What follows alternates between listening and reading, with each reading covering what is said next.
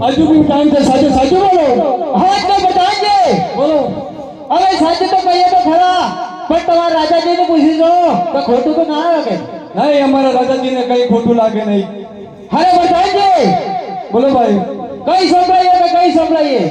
કઈ ને કહેશો તો આપણે 4 જણા સોંપડશું અને ગઈ સંભળાશો આખી સગળી સભા સોંપડશું હરે આજ હે નગરી રે તુજને હોજે આગો